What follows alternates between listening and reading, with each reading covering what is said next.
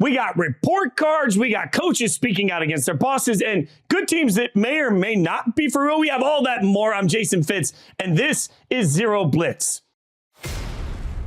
Welcome to Zero Blitz. I'm Jason Fitz, and look, we're going to do some report cards. And when I think report cards, I always think back to my buddy that I blow up every time he does them, the great Bill Barnwell from ESPN. And I feel like this is just bringing a text thread to life because Bill writes great articles, great anticipatory articles, great reaction articles, and gives out great grades. And I, as a lifelong diehard Raiders fan, Bill, I usually take every time every opportunity I can to trash you for your Raiders grade, which usually turns out to be fairly right. So first and foremost, I'm sorry for the text, and secondly, thanks for hanging out with me. Of course, buddy. It's a pleasure to come on.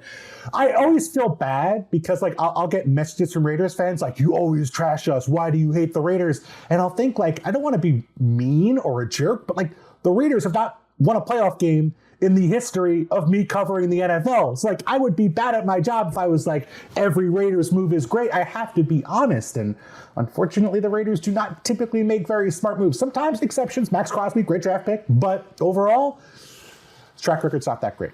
Well, we'll get to the Raiders and everybody else along the way, because here's the mission. We're going to give a grade at this point of the season for all 32 teams. We'll go division by division, and because it's finally time for me to sit in the hot seat, I'll give some grades you can react to. We'll take it a division at a time. Are you ready for this wild, wild adventure, Bill? Let's go. Okay, so let's start with the NFC North. First one on the list. I'll let you go first, good sir, as you are the great grader of all graders. We'll start with the Vikings. What grade do you give the Vikings? I give the Vikings a D. Obviously, concerns about how they have played. They've been a little unlucky, terrible fumble luck, but I think this is a team that either needed to go in either direction, either try to play your record from last year and try to, be a team that wins 12, 13 games, or a team that just rebuilds, recognizes last year was kind of a fluke and starts over. They tried to play a middle ground and they failed. So I think they're going to have a very interesting trade deadline ahead. Let's go to the Bears next on the list. What grade are we giving Chicago? D+. Obviously, the defense is a major problem. Defensive coordinator leaves mysteriously right as the season starts. Not a great sign. Offense, major improvements the past couple weeks. Fitz, obviously, those first 3 weeks were a disaster. They embarrassed themselves in front of Taylor Swift. But last 2 games, Justin Fields looks great. Offense looks like it's humming. Hopefully, we see more of that as the Bears move forward. How about the Lions? The cream of the crop, everybody's darling. What are we giving the Lions? Gotta give them, I think, an A, right? I mean, maybe do you give them an A+? I would say an A. Obviously, the defense still has some strides to make, but I think Aiden Hutchinson looks awesome. It looks like he's made the leap so far this season. David Montgomery, not my favorite free agent signing, but he's been very solid at running back, absorbed a big workload. Just want to see some of their players around Amon-Ra St. Brown at receiver step up. Sam Laporta had a couple touchdowns last week. That was nice, but Jahmyr Gibbs, Jameson Williams, now that he's back from suspension, want to see those guys take the leap for the Lions to be, a true number 1 seed contender in the NFC.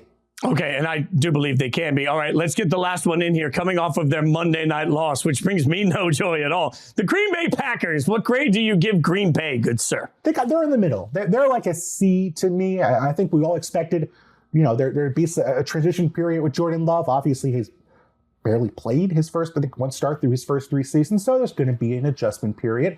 But haven't loved the offense, a lot of screens. There's been very little consistency on the offensive side of the ball. They've had some injuries up front, inevitably to the offensive line, which seems to get hurt every season. That's been a problem, but hoping to see more from them. I kind of think they're one of the teams where maybe they do get better as the season goes along and Jordan Love gets more comfortable. But, I mean, he did not look good in that game against the Raiders, who, I'll sneak one more burn in there, don't always make opposing quarterbacks look like they're very uncomfortable.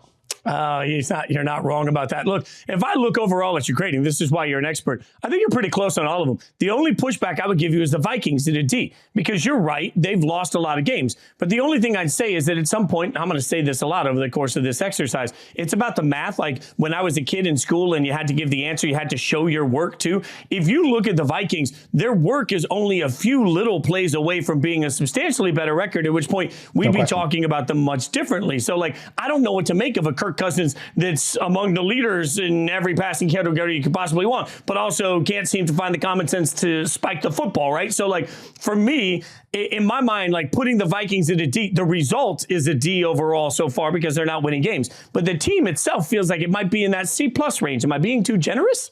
No, I think that's fair. And obviously, they're a team that's kind of been on both sides of that coin, right? Last year, I think 11-0 in games decided by 8 points or less. We all knew that wasn't going to happen again. But the difference between winning a close game and losing a close game, a couple plays here or there, a fumble here or there, and that's where they've struggled. So I don't think they're that much worse than they were last year. But certainly, to your point, the results have been obviously very disappointing.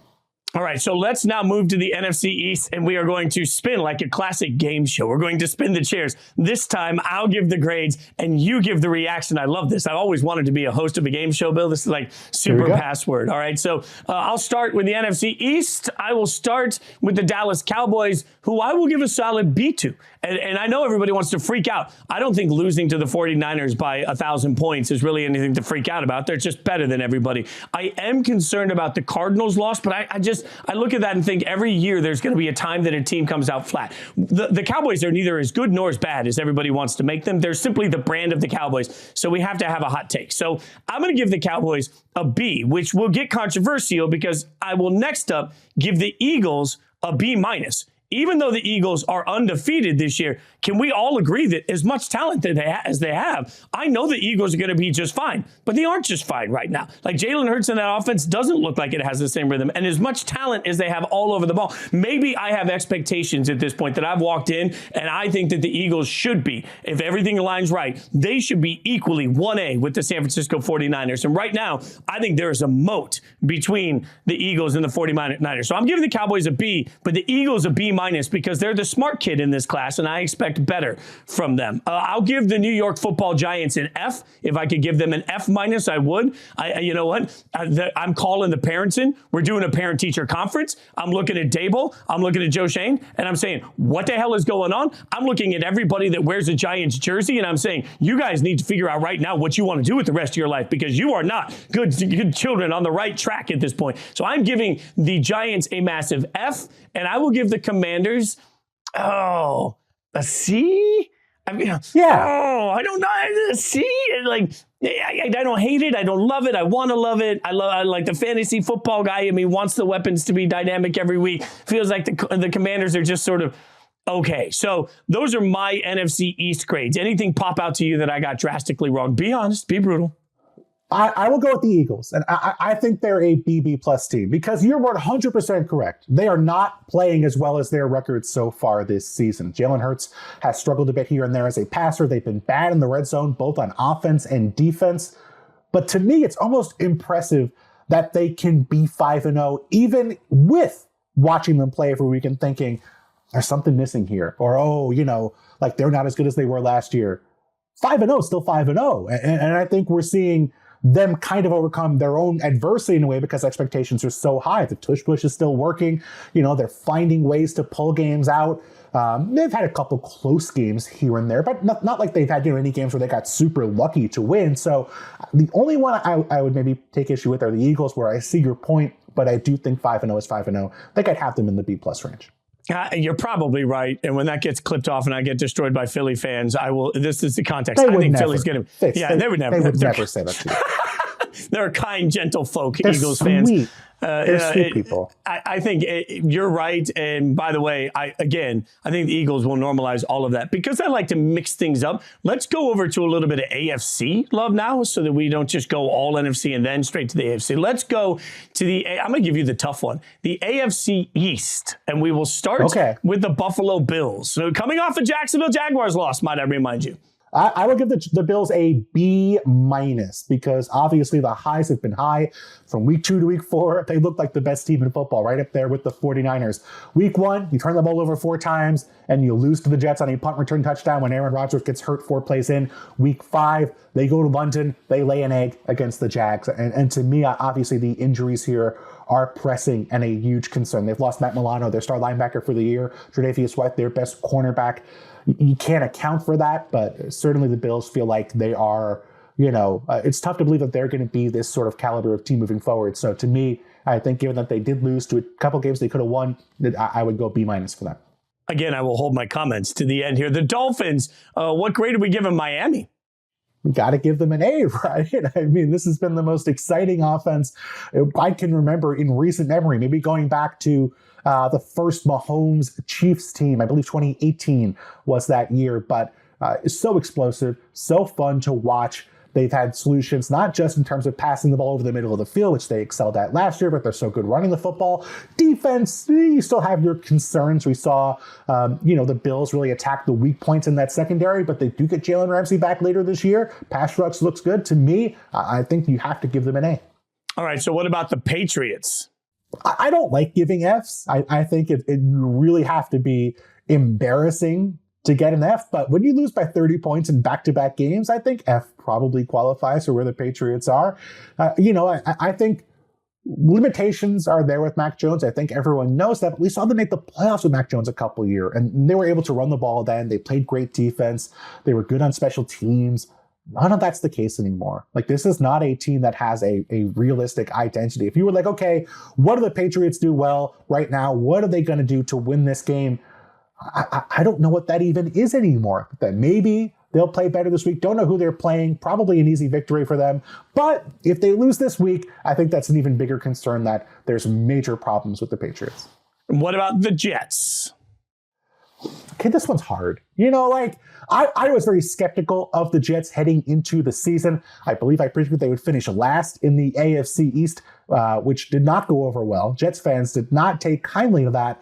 And they might not finish last anyway. They might finish in third with the Patriots struggling. But I will go with a D+, because yes, you could not have predicted Aaron Rodgers was going to get injured. You could not.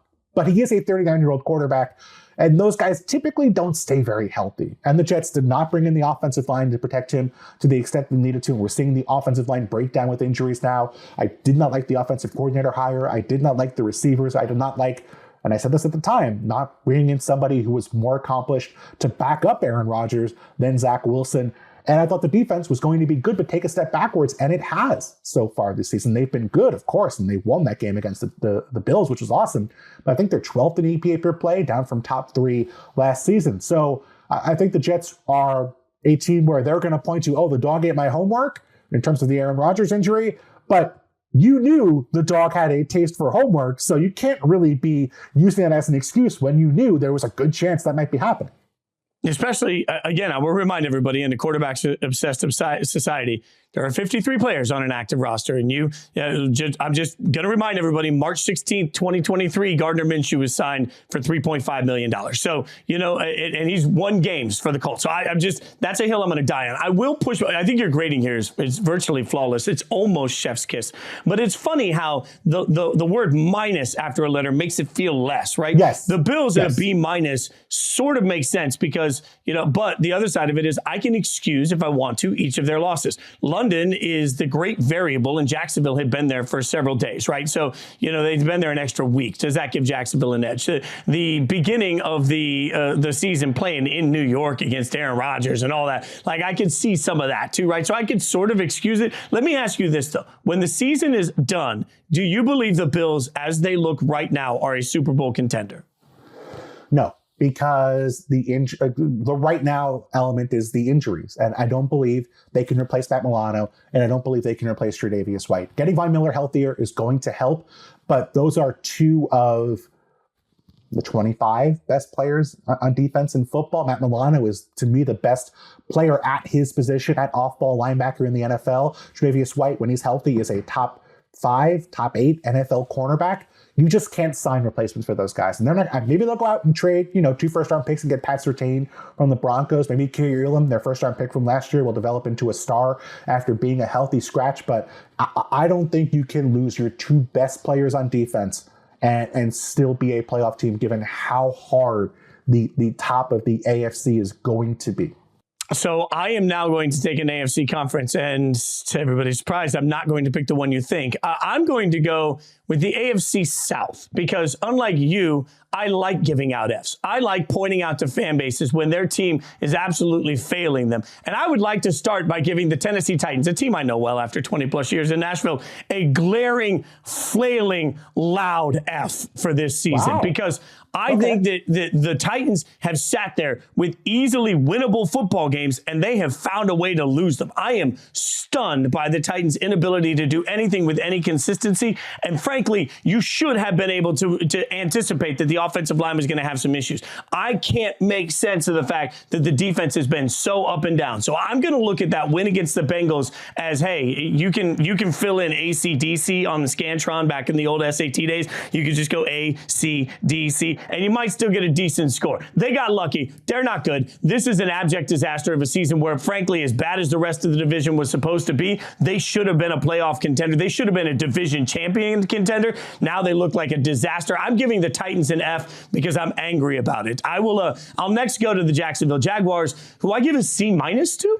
And I think this also has to do a lot with what I expected coming in the door, right? Like, you can't take away what we saw last year, which was this tremendous growth in Trevor Lawrence. And I talked to a buddy a couple weeks ago. I keep saying this. He covers the Jags. He's covered the Jags for years. And I sent him a text and I said, what do the Jags do well right now? What is their identity of what they're capable of doing well? His answer, nothing. They aren't doing anything well. Everything that went right last year is going wrong this year. I think there is some element without taking ETN and taking him out of the conversation. I think he's been a delight. This should have been also a playoff. This should have been the type of team that was bridging the gap to putting themselves in the same conversation as the elite. So I give them a C-. The Colts, next up on my list, I will give the Colts an A. And I think that's one of the most surprising results of this season, that Shane Steichen is being able to re-energize an offensive line that took a massive step back last year. He's been able to adjust the offense in a way that's made greatness out of Anthony Richardson early running the football, and been able to win games with Gardner Minshew, who has familiarity from their time in Philly. But you put all that together, I mean, if your backup quarterback is coming in and winning games, and by the way, you were supposed to be bad, and you beat the Ravens in Baltimore, you get an A from me, and I will give the Texans an A+++.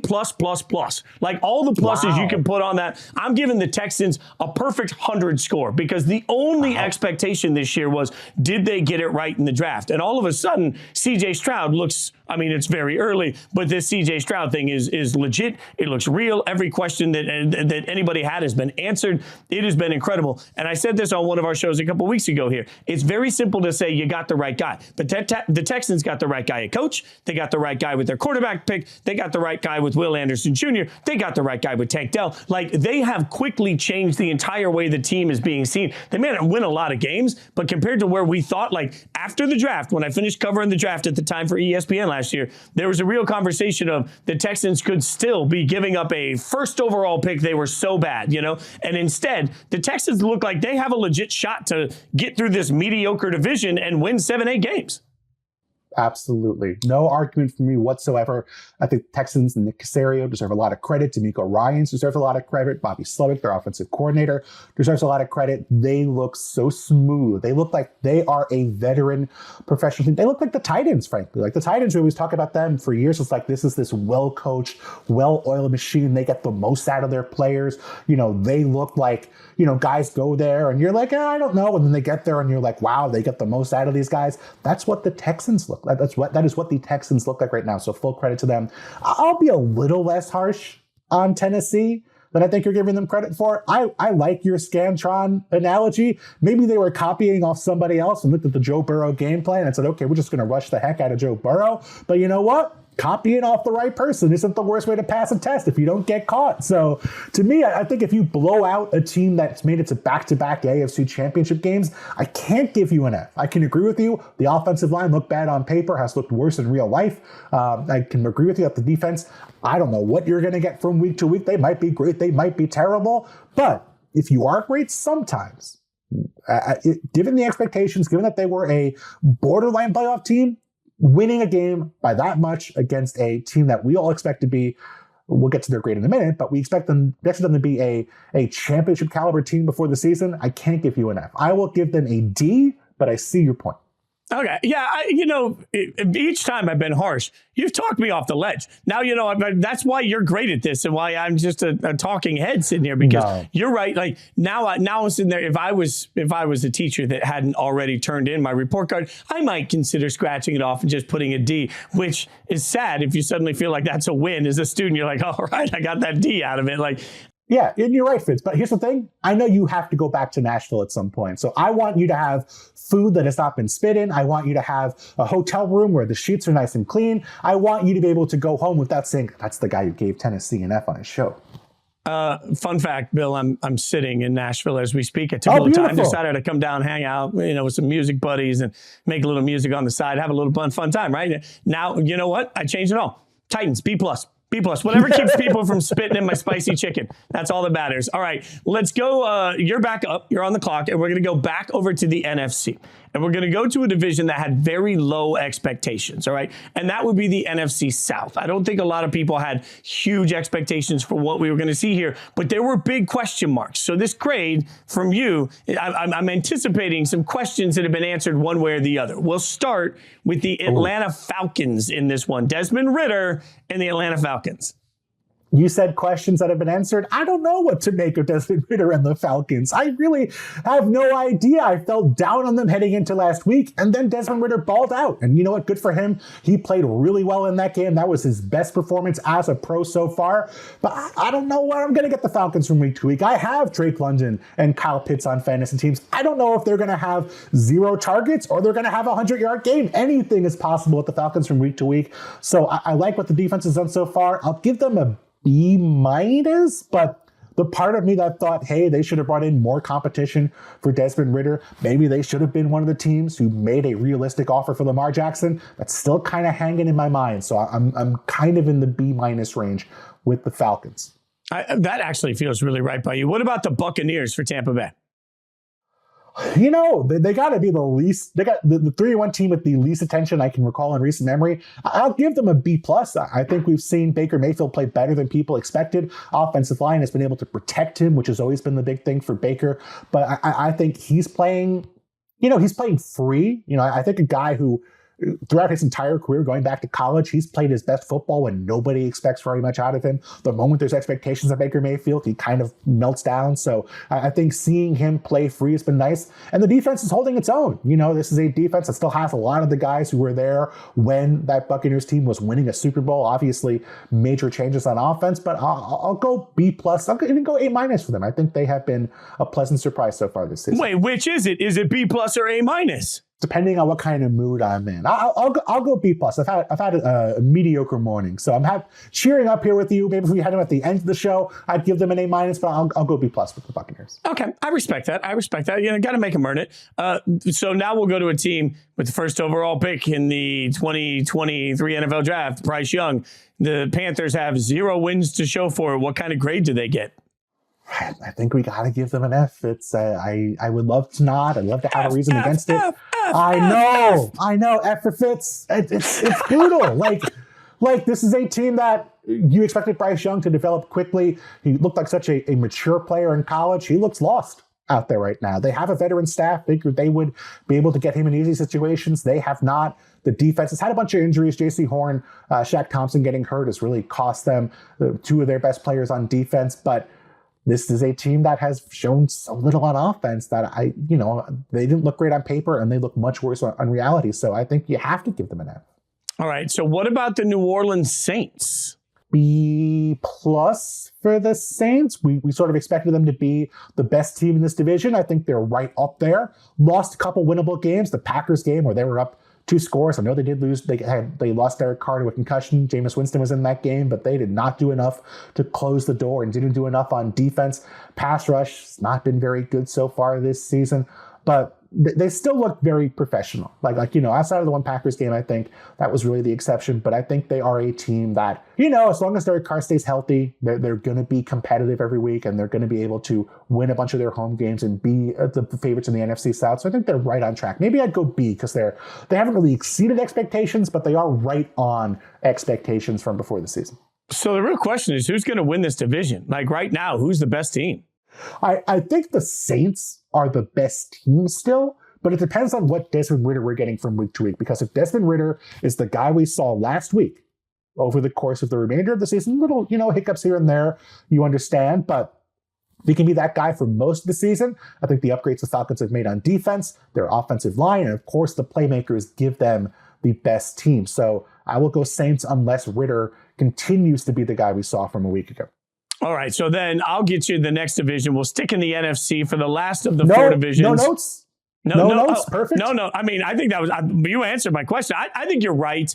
I mean, if I'm really going to push back on one thing, if we're just two girls talking here, and I'm going to push back on one thing, Bill. The one thing that I will push back on is the B- for the Falcons. Like, you had to anticipate the Desmond Ridder thing. And you had to anticipate the opportunity to be creative. And this is the stat that I'm going to say this to tell everybody barfs over the course of the next few weeks. But on Sunday Night Football the other night, they gave us a great stat about motion, pre-snap motion. And they told us that right now, the three teams that have run the most pre-snap motion in the NFL are Miami, San Francisco, and Kansas City. What do those three teams have in common? They have smart coaches that find a way to get great players open with great schemes, great motion, and great movement that confuses the defense. That's all I'm asking. When you have Drake London and you have Bijan Robinson and you have Kyle Pitts and even a beefy Mac Hollins, like, you got guys there that you should be able to rely on. I don't find there to be anything imaginative about the Falcons when I watch them. There's nothing that I do that I say, oh, that's a cute wrinkle. Oh, that's cool play. Like, so you went B- on the Falcons. I might go C. It's not a big difference. I might go C on the Falcons just because I don't feel like anybody is Josh Grobaning this, as in, you raise me up. Nobody's doing that. Nobody's raising anybody else up with the Falcons. So that's my only note.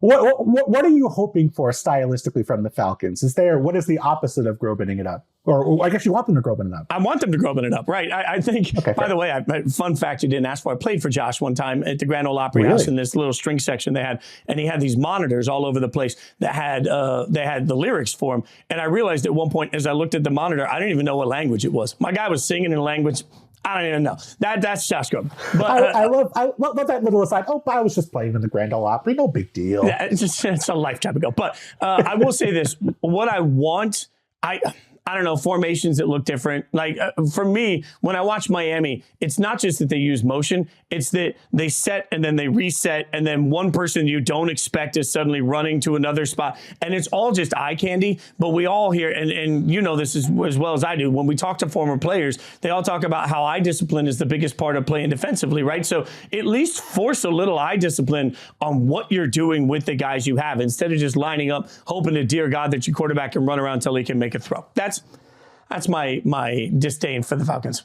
All right, so I'm now going to take the NFC West at this point, which is actually a strangely difficult division to grade. The easy one at the top of the gates is the San Francisco 49ers, who get all the pluses after the A. They get a perfect score of 100. The San Francisco 49ers are chef's kiss. It is absolute electric. I am tired of the Brock Purdy conversations, because Brock Purdy, frankly, always seems to make the right throw. Like, the guy he's throwing to is always open, but he also finds the guy that's always open, which my quarterback doesn't do. So, I'm just going to say maybe it's time to stop apologizing for why they're built the way they're built and just respecting that they're built the way they're built. They have the best coaching staff. They have the best front office. They have, I would argue, top to bottom, the best 53-man roster. They've got stars all over that damn thing. They've got an offensive line that can kill you, a defensive line that can kill you, and skill position players that are better than everybody else. So, there's nothing I can ask San Francisco to do that they're not doing right now. So they get a perfect 100 from me. The Seahawks up next on my list. I'll give the Seahawks a B. You mentioned earlier, teams we don't talk about. Seattle's not doing anything wrong. Kenneth Walker is special, I think. I think Kenneth Walker, all the way back to college, was a guy at Michigan State that saved bad plays. And as a pro, he makes something out of nothing all the time. Geno Smith continues to play well enough, right? There's nothing I don't believe in with the Seahawks. So I give them a B, because they're just sort of, that's where they are. They're of the pretty goods. They're one of the better pretty goods, as weak analysis as that is. The Cardinals are a tough one for me, because I expected the Cardinals to tank and just to be absolutely god-awful all year. And instead, they've been plucky. right? Like they ran the ball all over the Cowboys, as we know, but they have been in almost every game, right? And they have played hard throughout the course of it. So because I had such low, like the Cardinals are the kid that you thought was going to drop out the first week of school, and he's still showing up. And you're like, you're all the way to finals. You're like, I got to give him a C. Like, I got to give him a C. Now. They're the kid who showed up for basketball practice in jean shorts, and you're like, oh, they don't play basketball. And then they started hooping, and you were like, wow, they just forgot their basketball shorts. They're still good. Yeah, but then like the true 80s like teen angst drama, they leave school after gym. They don't actually go to any class. They leave school. No question. They're like shaggy hair, don't shower. They leave school with like some sort of like cigarette dangling from their mouth, and they just go about their day. That's the Cardinals are now an 80s angst teen movie. I don't know how I feel about that analogy. I'll go with the Rams last, and the Rams also, I think expectations skew part of this, right? But when you think about what they've gotten out of Puka Nacua, I don't want to downplay that. When you think about the fact that they've been able to play so well without Cooper Kupp, when you think about the fact that they've looked so concise at the quarterback position, and we weren't sure what that was going to look like this year, and you factor that in with they've got guys on the defensive side of the ball that are making every play you could ask for. I didn't think the Rams would be very good this year, so they kind of sit in that B+ range for me. But I'm also like, now I feel like I'm grading on a curve. I thought you were going to suck. You don't, so you get a B+. So so I got the 49ers A, Seahawks B, Cardinals C, Rams B+. How did I do? I think you nailed it. I agree with you wholeheartedly. I think you exactly are on point there. I think the Seahawks are the tough one, and I think you are correct in that they're right where we sort of expected expectations-wise. They've been inconsistent. I think the pass rush was struggling before they got the Giants, who are like the great pass rusher opportunity. I'm reminded of the Arik Armstead tweet from earlier this year where he said, you watch the Seahawks game and he said, Daniel Jones, why do you hate us? Why did you throw the ball so quickly against us? Don't we deserve to have a huge sack game? So, I want to see the Seahawks pass rush continue like that against teams who are not the Giants and who don't, hand you a direct path to the quarterback. But you get all those sacks, you did a good job. So to me, I think you're right on point with all four of those teams. I'm mixing things up now because I'm going to put this on you. You now get to do the AFC West, good sir. Tread lightly. Tread lightly. You don't want that. You don't want that. I am ready. My no-nos are saying, yes, Bill, let's go. It is time for you to give us the grades on the AFC West. We'll start with the Chiefs because they're the reason I drink so much on Sundays. Well, I would give them a C+ so far this season. It's sort of like the Eagles thing, right? Where we expect them to be great. And the record's good, but do they feel like the Chiefs of 2022 or 2021 or 2020? Do you watch them and think, oh my God, they're so devastating on offense. They're going to drop 40 points every week? Against the Bears, I did, because the Bears were terrible. Against everyone else, it feels like a struggle. It feels like, they're not as dominant. They don't have as many answers on offense. The defense has been good. I think the defense has certainly been, playing up to expectations. And we know they have a lot of young players. They're one of the youngest teams in all of football, which is kind of the surprise about the Chiefs. But Travis Kelce's not 100%. He's been in and out. He missed week 1 for the first time, I think, since his rookie season. He missed a game because of injury. He's been, he's missed the last week of the Vikings game. He had to leave with an injury, came back.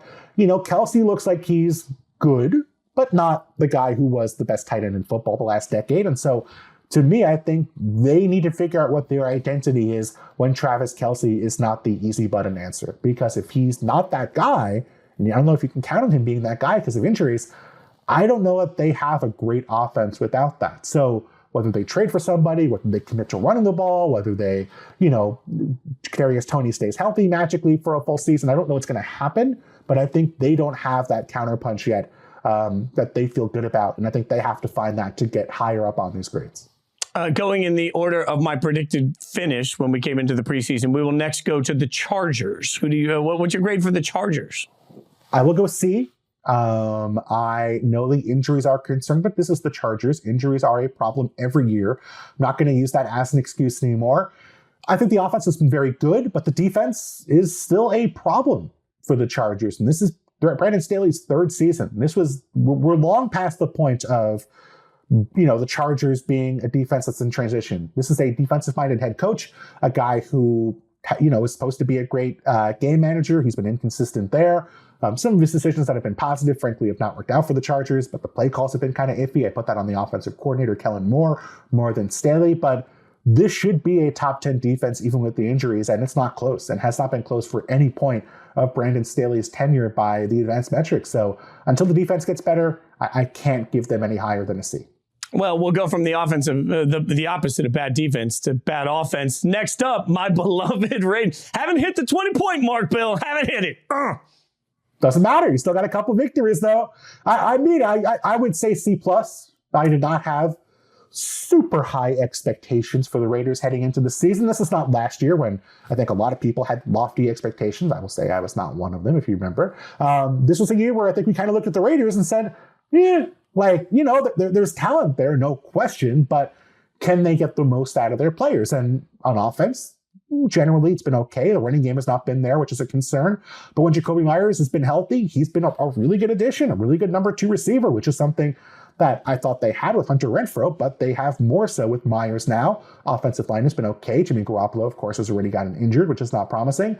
The defense, Max Crosby looks awesome, but Terry Wilson has not been a difference maker so far. They don't feel like they're getting the most out of him. It feels like they're going to be a slightly different version of last year's Raiders, where when everyone plays well, they can be a really good football team. And when they don't have a healthy Garoppolo, or Garoppolo throws a bunch of interceptions, they look terrible. And which one are you going to get from week to week? I have absolutely no idea. I've reached a point where C+ feels pretty good. I'm not going to lie. All right. And last but not least, I thought they were going to be an abject disaster. They are the Broncos. What do you give them? Fitz, I thought the Broncos were going to be good this year. So I have to go. Can I give a G? Is that an option? Is there? We're making that an option. Yes. Is there a sub F-? I would go G for the Broncos. I thought the offense was going to look good with Sean Payton, and to be fair, it has not been terrible. It's not been the problem with this football team, but it's very inconsistent from quarter to quarter and half to half. And then the defense. I foolishly looked at what happened last year. I saw that a defense that had been top 5 for the first 3 months of the year before they collapsed in December. And I said, okay, well, Vance Joseph's a solid veteran coach. They have some talented personnel. They'll be fine. They are embarrassing. I mean, it is every week I watch them and think, how did I think this team was going to win 10 games? I was foolish. I was mistaken. I am not perfect. I would never say that I get everything right. And the Broncos, I got horribly wrong. I would give them a G. Well, and look, by the way, if I look at that, the only note I would say to that is, because I think you nailed everything about it. I just think that I'm too hurt as a fan to ever acknowledge that, frankly, there is a possibility that Kansas City won't get it right. That's the only thing. You're right. The Kansas City right now isn't good enough. It's just impossible for me to think that it won't eventually turn around. So, but your grades were flawless for that. I get to go last. We have one division left, and that would be the AFC North. And again, expectations are going to be part of the reason I grade these the way I do. Like, I thought, we'll start with Baltimore. I thought that the Ravens offense was going to take this meteoric leap, right? Like, it was going to look different. The Todd Monken was going to come in and give us great ways to work the ball around everywhere. And I really presumed that part of that would be a conversation between Monken and Lamar about what Lamar's comfortable with. I don't think any of that, at least proof in the pudding, doesn't look like that's happened, because what I see from Lamar is a quarterback that seems hesitant, doesn't really know what he's doing with the football, doesn't know where to go with the football. I give the Ravens a C, and I almost gave him a D. Like, I think this so far from Baltimore has been far less than I expected for a team. But I'll give them hope that they normalize this, but the offense hasn't looked good at all. I won't hesitate to give the Steelers a D. And that's again, I'm going to look squarely at Kenny Pickett and say, hey, boy, you almost got me. You almost, like, when he was drafted and I was hosting the show, I said, I don't like this pick. And in the beginning, I said, I don't like this. We liked the cute story. He's playing in the same stadium. We liked all that. Preseason, he looked great. And I kept saying on these shows, I'm like, man, I might need to eat some crow. Not today, Kenny Pickett. The crow is still in the fridge. The crow's still marinating. I'm still trying to find a good recipe for it. But when you have George Pickens and you have Freiermuth, like, there are pieces there that should be taken advantage of. They don't exist. And the only reason this isn't an F is because their pass rush is their pass rush is a delight. It's a thing to watch that we all love, but it's not good enough. I will give an F to the Bengals. And I think there's a reason. I think there's a reason for the F for the Bengals. Like, if Joe Burrow's healthy, this, bam, turns into an A. No worries. Like we just saw that last week. If Joe Burrow's fine, the Bengals are fine. But nothing changes the fact that they're in this hole because Burrow hasn't been himself. And because, frankly, I think the organization didn't do the one thing you have to do with the star player.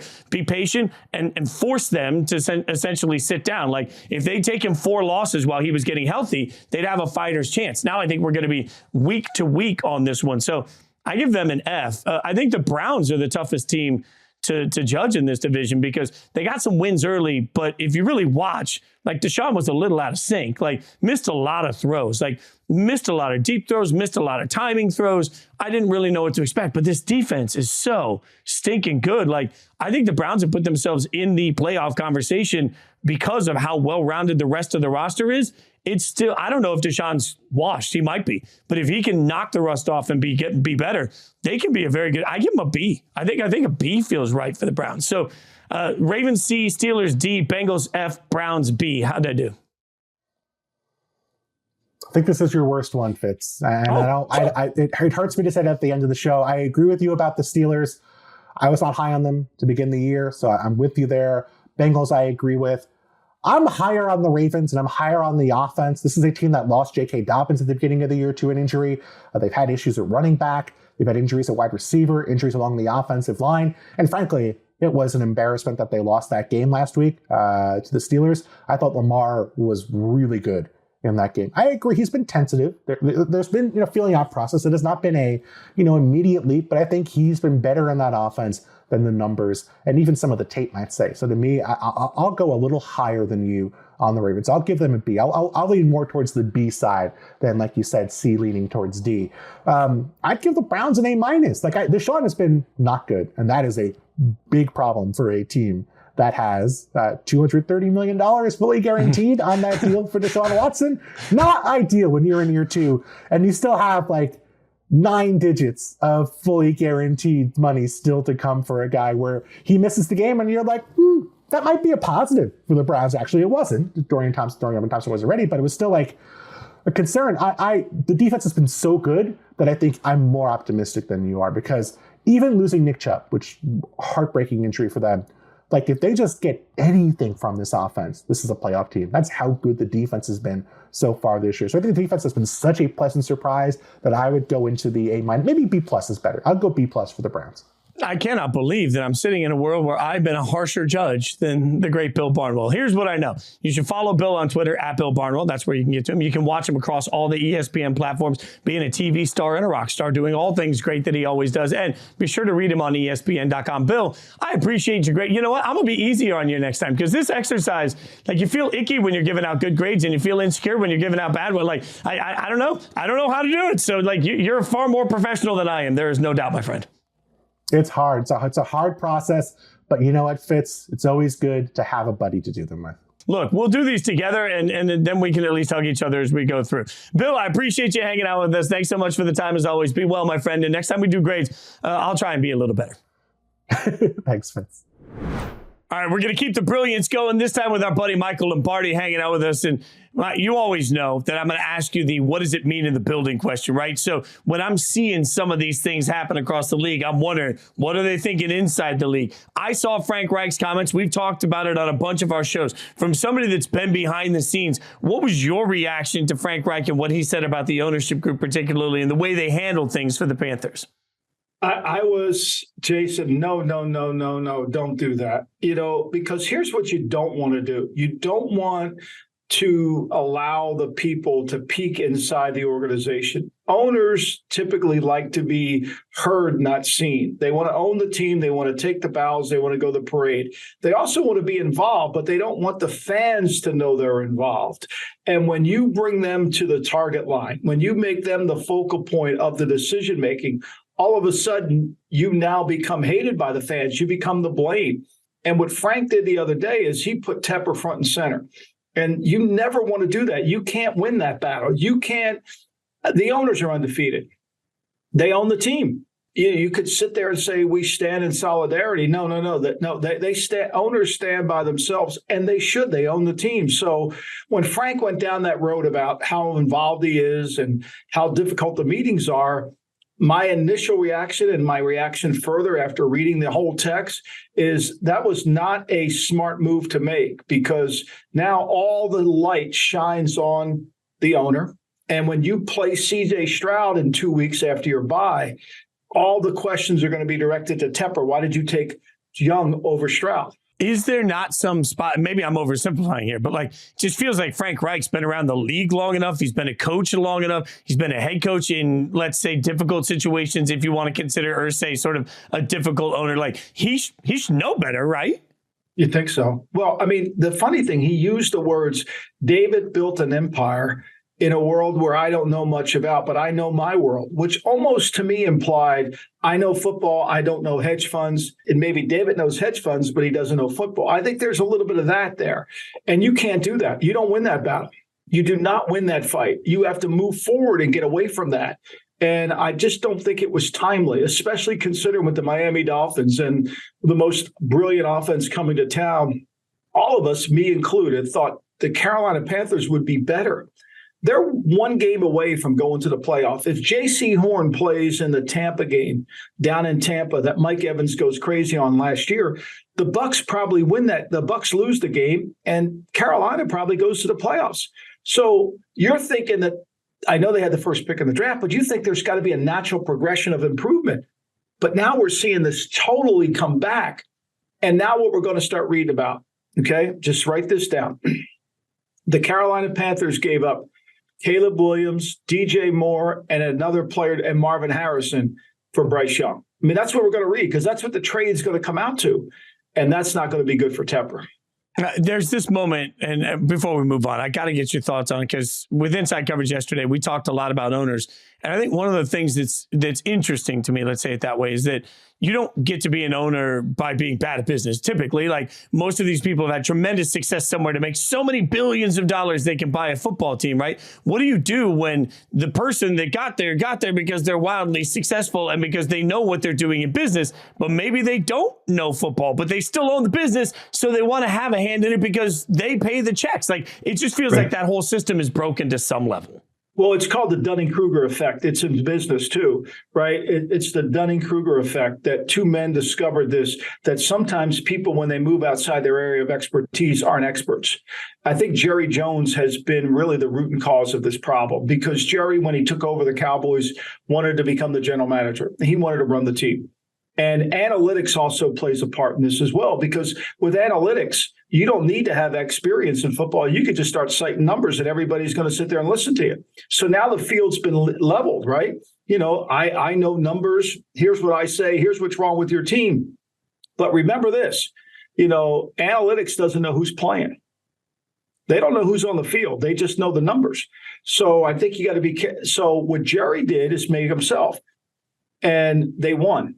And then with Jimmy, since Jimmy's been gone, they're 54%. Since Jimmy's teams are gone, they're 53%. It really doesn't work. What you have to do with an owner who wants to be involved is educate him on, your job's to ask great questions. Your job is to basically lay the foundation for the organization, not run the organization. And that's a hard thing to do when you pay billions of dollars. So I'll always go back. I don't know if you ever watched this, but they did a show a few years ago about Mark Wahlberg and all of his businesses. It was called Wall Street, spelled like his last name. One thing that I always remember is there were people in business with him and other things. And they said the greatest part about Mark Wahlberg is, for all the success he has over here with hundreds of millions of dollars in the bank, he had the humility to admit what he didn't know with every business he invested in. I just think that becomes tougher and tougher when you're talking billions instead of hundreds of millions. So let's now take a look at some of the action we're actually getting on the field, because when we're looking across this year, it's interesting to me, Mike, because like, there's some really bad teams, and then there's a handful of teams that look pretty good. Like, how many teams out there do you think can actually win this Super Bowl? Right now, I think there's 5. I think there's 5 teams that could actually get to the Super Bowl. Win, I don't know. But I think Detroit's one of them. I think Detroit's really good up front, offensive and defensive lines. I think Kansas City, even though they're not great on offense, they still have the heart of a champion. Buffalo, losing Milano and Daquan Jones hurts them, but they're still one of the 5. You know, and then Philadelphia, to me, played their best game last week against the Rams. They're still one of the 5. They're going to be right in this thing all the way to the end. So, you know, what I thought was the AFC would be dominant, it's really just Buffalo and and Kansas City. And the NFC, it's San Francisco, it's Philadelphia, and it's Detroit. Now, some of the other ones, say Baltimore or, some of these other teams, they're going to have to show some improvement, because to get there, you got to be really good up front. You got to be good in the offensive and the defensive lines. I'm not sure some of those other teams can do that.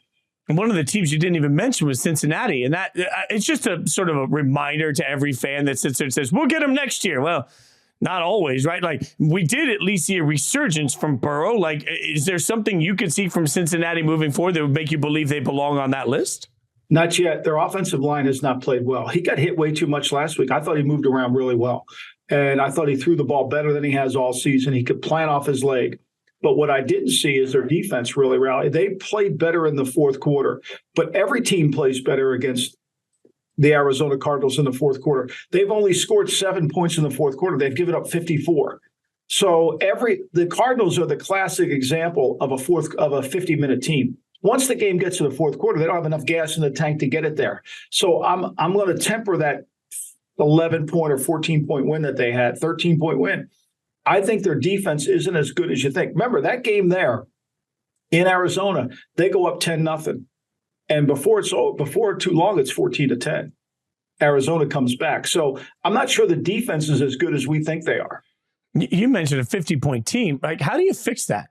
When you get to this point in the season, when you see your glaring weakness, what do you do? You can't, because here's how you judge football teams. Can they throw the ball when they have to throw it? Can they run it when they have to run it? Can they stop the run when they have to stop the run? And can they stop the pass when they have to? And most times the bad teams can't do that. And what is the fourth quarter all about? Those things. We got to stop the run or we got to throw it. We got to stop the pass or we got to defend the pass. That's the definition of a good team. And good teams that can't do that, bad teams don't do that in the fourth quarter. That's why it's so important as fans to study the fourth quarter of all these games. They call it the witching hour on the red zone. I'm not sure I understand how wins become losses and losses. I don't understand that logic. However, that being said, that's the game. That's the NFL. 2-minute offense, fourth quarter. But then when you're in the organization and you're looking around, because if there's only 5 teams that can win it, and there's 7, 8 teams right now that are dreadful, what's the middle of the pack supposed to do? Like, when you look internally, how do you adjust the way you run the rest of your season, knowing that you're not in the elite and you're not bad enough to be in the barrel of suck? Well, what you do is you try to get the players that you need to get better. If you're Dallas, you've had some injuries. You got to get guys. We got to get a couple guys to step up. We got a good team. If we get player Y to step up, player A to step up, we got to get guys to step up. You got to keep coaching them, right? And all of a sudden, if you get that, if that guy turns the corner, it hasn't happened yet. We haven't seen it. That's why they're not in the top 5. But when you see it, if you got a guy on the roster, we're going to get more out of that guy, or we got to get more out of that guy. That's really what you have to do. You have to sit down and judge your team honestly. It's hard to do for some teams. All right. So then, with all that being said, when you look at one of those middle of the pack teams, the Vikings, right? What are they supposed to do with Kirk Cousins moving forward, knowing that this season doesn't look like it's good for him, and they may have an entity somebody else wants? Well, I think if they lose to the Bears this week, they decide. I think what nobody's talking about is they have $42 million in dead money. They've already tried to work this thing out. They've already kind of liquidated their team to the point where they're taking cap hits this year. Now they got to take the biggest cap hit of all, which is Kirk Cousins. And if they could take it now without hurting their cap next year, that would be utopia. But the value, what do they get for him? And where does he go? And how does he go to another team? He only makes $10 million, so it's not a salary issue. It's, does he fit? And with his no trade clause, it's very challenging to get him somewhere. I kind of think, to me, would Pittsburgh be interested? Because they've got a good team. Their quarterback's not playing very well, but he's a young quarterback. You don't want to give up on him. So maybe Cousins for 2 years to go with Pickett for a couple might work. So that's kind of what I was thinking. But I think there's very few teams that want to do it. Look, the Jets don't want to do it because they got all their money tied up into Rodgers next year, right? And then if you're New England and you lose this week, do you really want to give up the chance to get Caleb Williams to sign Kirk Cousins? Do you want to do that? I'm not sure that's smart either. Are there internal conversations? I've always wondered this. Like, when you're sitting back behind the scenes, is there like a line in the sand where you realize internally you've gone from being buyers to sellers in a season? Yeah, absolutely. I think if Denver loses tonight on Thursday Night Football, they'll sell anything. You have to. You got to be realistic. The number one thing in football is to evaluate your team correctly. And you got to. I know Ron Rivera said there's a lot of football left, but for some teams, there's not. God, that's daunting to think that we're already at this point. Like fans, you know me, like I'm sitting here as a fan. It's easy for me to get high and low on a team. It's crazy to think that even internally they're like, yeah, not a lot of football left for us. Is there a team though that you can think, and I'm just off the cuff, is there a team out there that you look at it and you think, man, don't give up on them yet. There's still plenty of football left for these guys. They could turn it around. Oh, I think Baltimore's one of those teams because of Lamar. I think you can't give up on that. I think Cincinnati, because of Burrow, you can't give up on that. They've got to get their line better. There's no question about that. And Dallas. I think Dallas is the team you don't give up on because they do have good players. Well, we'll keep these insights coming to you every single week. I'm back Sunday night with Sunday Night Blitz, but you can check out Michael hosting the Lombardi Line, which airs on VSiN weekdays, 1 p.m. Eastern, weekends at 10 a.m. Eastern as well, is his weekly GM Shuffle podcast. Check out all of Michael's NFL takes at VSiN, VSIN.com. I'm at Jason Fitz. Be sure to follow me on social media. Thanks to everybody that came on. Follow Stone, too. He's doing God's work producing all of these shows. At SJ Rochelle is our producer behind the glass. Be sure to leave us that 5-star review, rate, subscribe, tell all your friends, your family, or enemies. Tell everybody to hang out with us. We'll be back next Thursday with more Zero Blitz. Michael, thanks for hanging out with me, buddy. Thank you, Jason.